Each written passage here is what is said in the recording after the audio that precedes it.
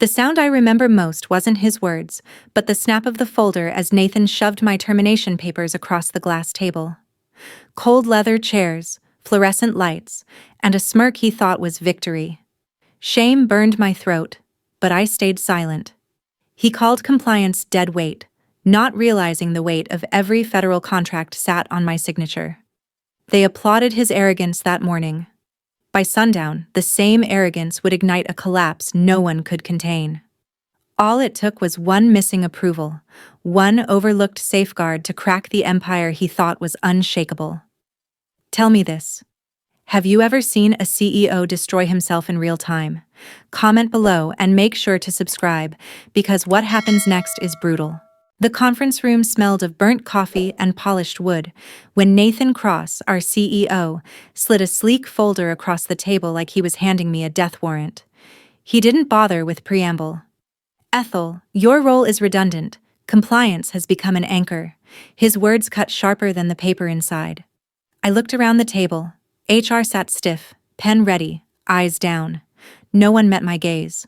My throat tightened, not from surprise. I'd seen this coming, but from the sheer humiliation of being dismissed like a line item. 9 years of work reduced to dead weight. Nathan leaned back in his chair, smirking as if he'd just rid the company of a parasite. We'll be moving forward with a more agile structure, he said, rehearsed corporate jargon spilling like poison. My palms pressed flat against the glass table to keep steady. He thought I would protest, beg, maybe even cry. But I didn't. I opened the folder slowly, page by page, termination notice, severance package, non-disclosure, non-compete.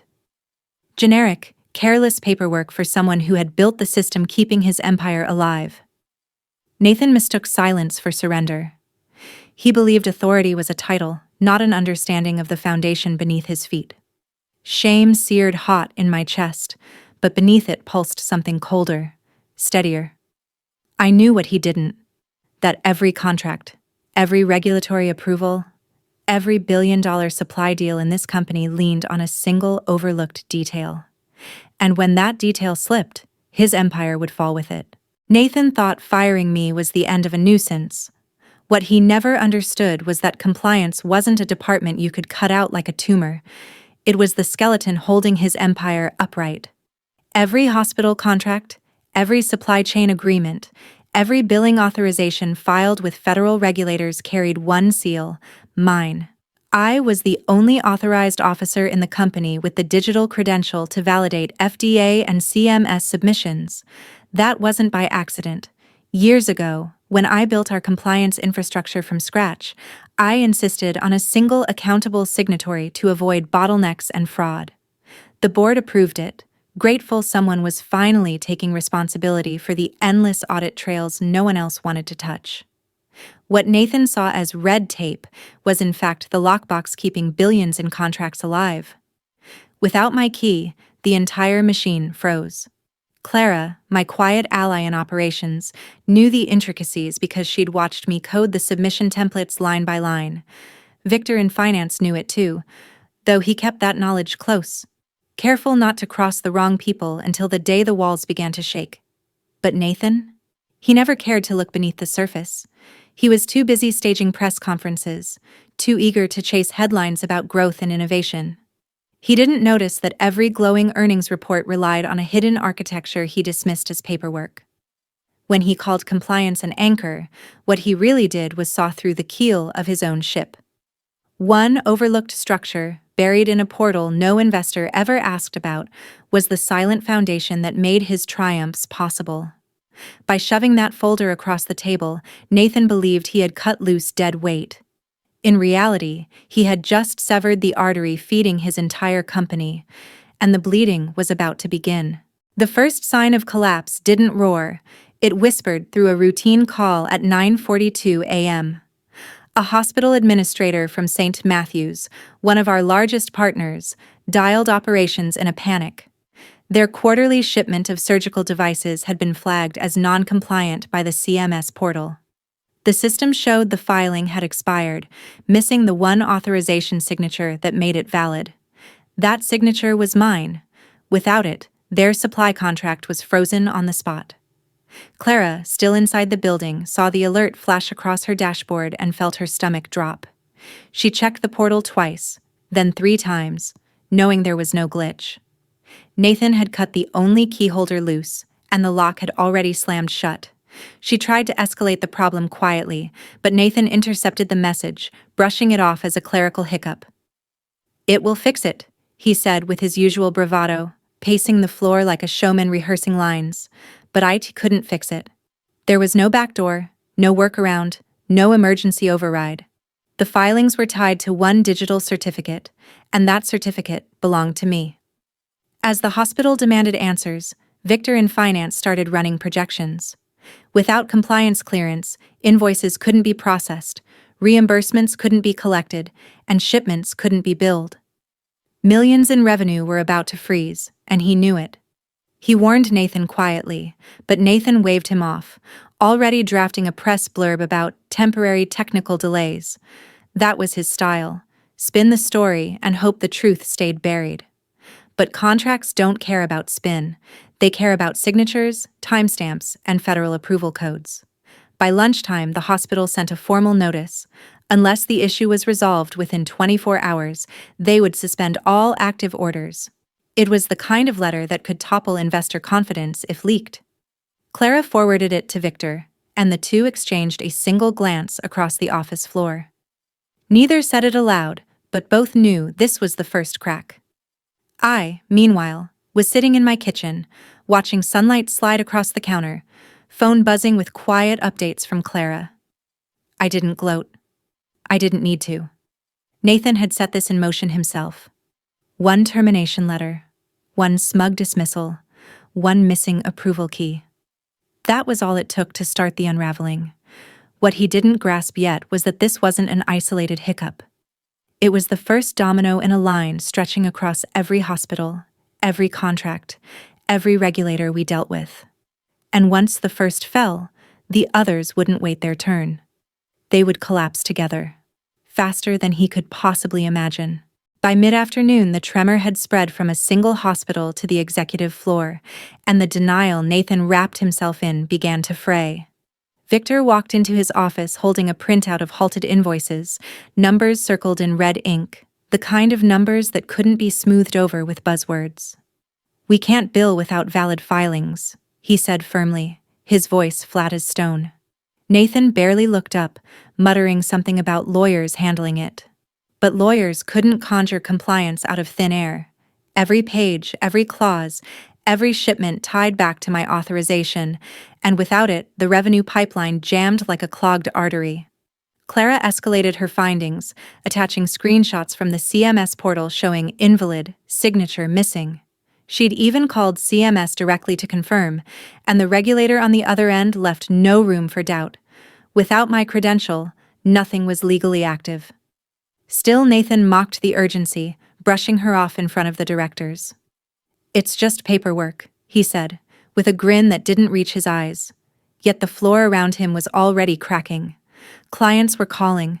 Hospitals that had never raised their voices were suddenly demanding emergency meetings. Finance was forecasting a gap large enough to trigger material impact notices to shareholders. And employees, who once tolerated Nathan's theatrics, were whispering in corners, sensing blood in the water. I imagined the silence that followed each new email landing in his inbox, the dawning realization he tried so hard to smother with bravado. It was no longer about my firing. It was about the first visible fracture in a system he never understood. And cracks, once exposed, don't heal. They spread. The day after my firing, the quiet fracture erupted into a chain reaction no one inside headquarters could contain. It began with St. Matthews suspending their contract, but by morning 2 other hospital systems had filed identical notices, each citing the same issue: compliance filings invalid due to missing authorized signatory. That phrase repeated itself like a drumbeat across inboxes: invalid, invalid, invalid. By noon, the CMS portal had flagged a dozen active agreements, freezing transactions worth hundreds of millions. Clara told me later that the operations floor looked like a triage ward, phones ringing nonstop, staff scrambling to explain what couldn't be explained. Nathan stalked from office to office, barking at IT, demanding they reset passwords, override portals, manufacture a signature. They tried, but every attempt returned the same message: credential not recognized. The system wasn't broken. It was working exactly as designed, protecting patients and contracts from unauthorized interference. Victor in finance attempted to present the numbers at an emergency director's huddle. Loss projections climbed with every passing hour, but Nathan cut him off, insisting the situation would be resolved with a press release reassuring clients of continuity. He drafted one himself, a masterpiece of hollow optimism, and sent it to communications. Within minutes, a hospital CEO replied directly, attaching screenshots from the federal database showing filings marked expired in bold red. The message was simple: no filing, no payment, no supply. When that email circulated among the board, the panic became visible. Directors who had clapped at Nathan's speeches now avoided eye contact, whispering in corners, dialing private numbers. Meanwhile, staff morale collapsed. Clara said whispers turned into action. Analysts quietly boxing belongings, compliance assistants scrubbing personal files off company laptops, even mid-level managers updating resumes in plain sight. One particularly defiant note appeared on a whiteboard in operations: ask Nathan about signatures. No one erased it. By late afternoon, regulators had begun calling directly. CMS demanded clarification on who now held authorization authority. Legal had no answer. HR had no answer. Even the general counsel admitted the firing triggered an unprecedented void in responsibility. Nathan's fury turned desperate. He summoned Clara into a glass conference room, pointing at spreadsheets like they could bend reality. "Find a workaround," he hissed, face flushed. Clara, steady and quiet, told him there was none. Without me, the filings remained void. He slammed the table, the sound echoing through the office, but rage didn't generate credentials. Outside, clients weren't waiting.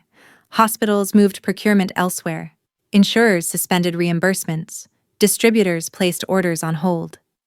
The chain reaction had leapt beyond Nathan's grasp, spreading like fire, through dry brush. Every system he thought was under his control revealed itself to be tethered to the one safeguard he dismissed. And with every hour his empire grew lighter, hollowing itself from the inside. I didn't have to lift a finger. My phone buzzed with messages, each one a report of another collapse: contract frozen, client walking, payments blocked. The system was dismantling itself, exactly as it had been built to do in the absence of oversight. Nathan thought he had erased me. In truth, he had erased the foundation beneath his own feet. And once that foundation cracked, nothing he built on top could hold. By the third day, the chaos could no longer be contained behind office doors. The board had been forced to schedule an emergency meeting, not in the privacy of a closed room, but on a live stream call with investors, auditors, and regulators all patched in. Nathan entered the conference hall like a man trying to bluff his way through a losing hand, suit immaculate, voice booming, but the sweat at his collar betrayed him before he spoke a word. The directors sat stiff along the polished table, their screens mirrored across dozens of virtual feeds, silent witnesses to the unraveling. Nathan launched into a speech about resilience, about temporary technical difficulties, and partnership continuity.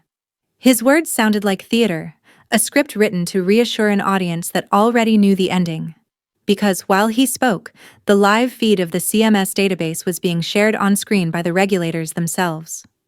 Contract after contract flashed in red. Invalid. Authorization missing. It was irrefutable, visible in real time to every investor watching.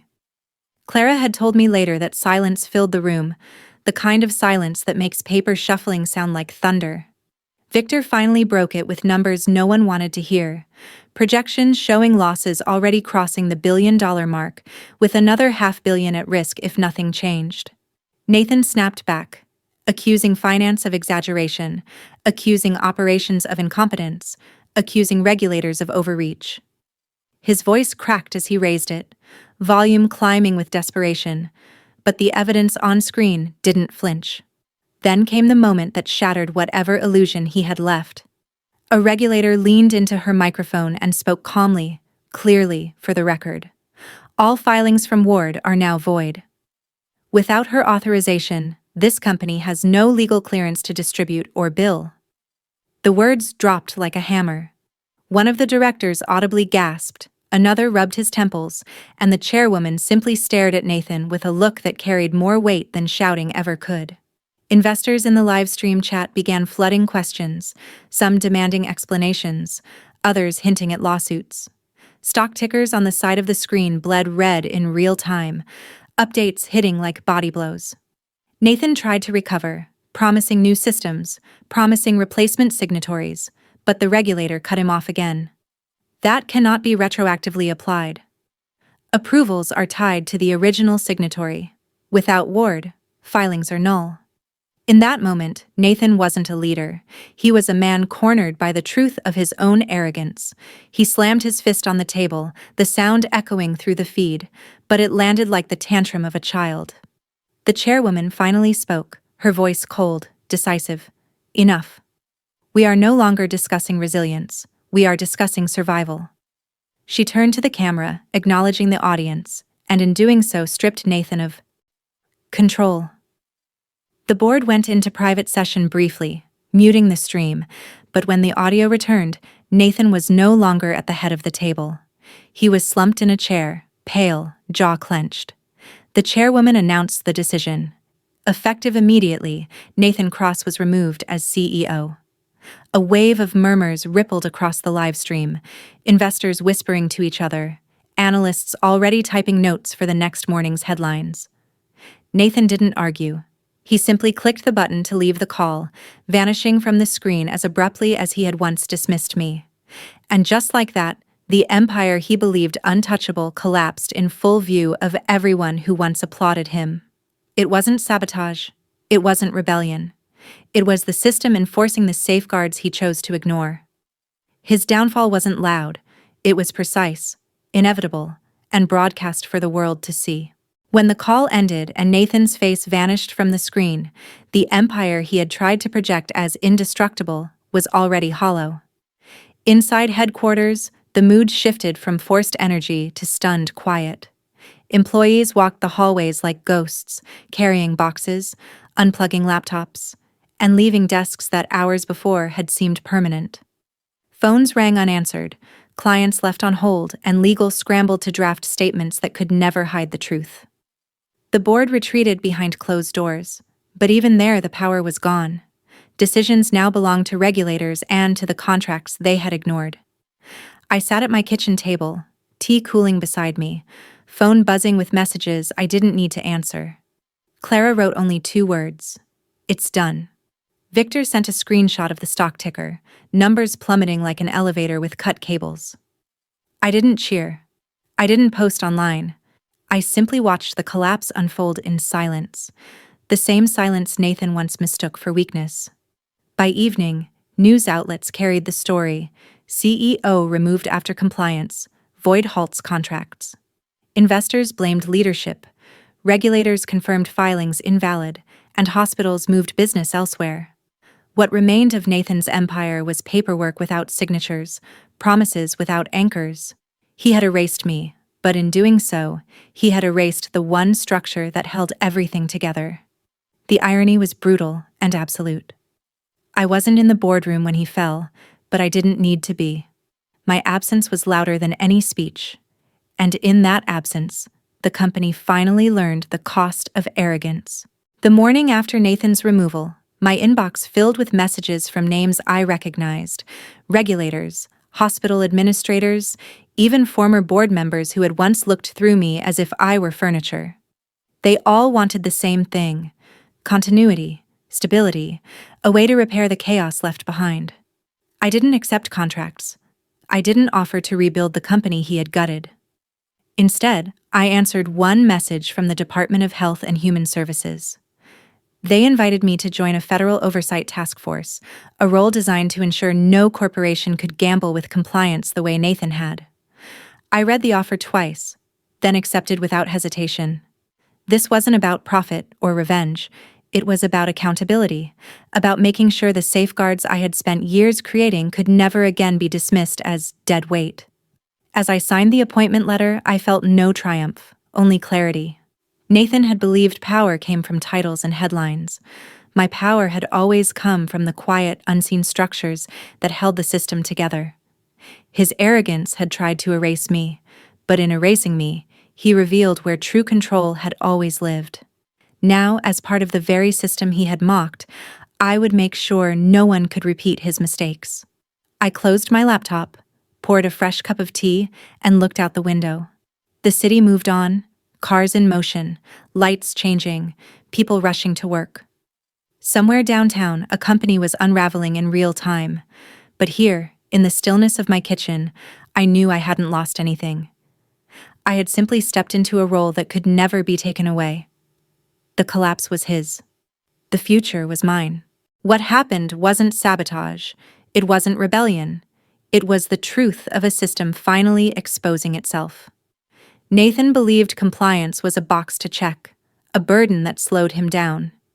He never understood that the safeguards he dismissed were the very reason his company stood at all. My lesson is simple. Arrogance blinds leaders to the foundations beneath their feet. They chase headlines, cut corners, and mock those who guard the details, forgetting that one missing signature, one unchecked filing, one ignored safeguard can bring down everything they built. For me, revenge was never about striking back. It was about patience, about trusting the structures I had built to speak when I no longer could. And they did, louder than any speech I might have given. To anyone watching this unfold, take this with you. Document everything, protect your authority, never underestimate the quiet power of preparation. Companies collapse not because of storms from outside, but because of cracks left inside by those too arrogant to see them. Nathan's empire fell in hours, not years, and I never raised my voice. That's the precision of real revenge. It doesn't burn. It exposes, and it lasts. I learned that arrogance isn't just ugly, it's dangerous. Nathan believed compliance was a nuisance, a pile of legacy paperwork holding back his shiny vision. What he never understood was that those signatures, those filings, those unglamorous safeguards were the very skeleton of his empire. When he fired me, he thought he was cutting loose dead weight. What he actually did was sever the only artery keeping his company alive. I didn't need to scheme or sabotage. All I had to do was step aside and let the truth reveal itself. In today's American corporate world, companies run fast, cut corners, and celebrate speed. But the flaw is clear. Ignored safeguards don't vanish. They pile up until the system collapses. This lesson matters because it's not about one company. It's about every industry where safety, compliance, or security gets dismissed for quarterly gains. You should feel both validated and cautious. Validated if you've ever been ignored or mocked for raising concerns. Cautious because even the smallest overlooked detail, a filing, a signature, a clause, can unravel millions in hours. The takeaway is practical. Pay attention to the boring details because they aren't boring at all. Document risks. Protect your authority. Don't underestimate the quiet structures that hold up entire systems. Arrogant leaders often collapse, not because of outside attacks, but because of cracks they created inside. How to get started today. Document everything. Emails, approvals, risk warnings. Verify where authority and signatures truly rest. Speak up when safeguards are dismissed, and keep records when you're ignored. Respect compliance and infrastructure. It's the foundation, not the burden. Revenge isn't always fire. Sometimes it's simply letting fragility expose itself. Tell me, have you ever watched arrogance collapse under its own weight? Comment below, share this story, and subscribe for more truths corporate leaders don't want you to hear.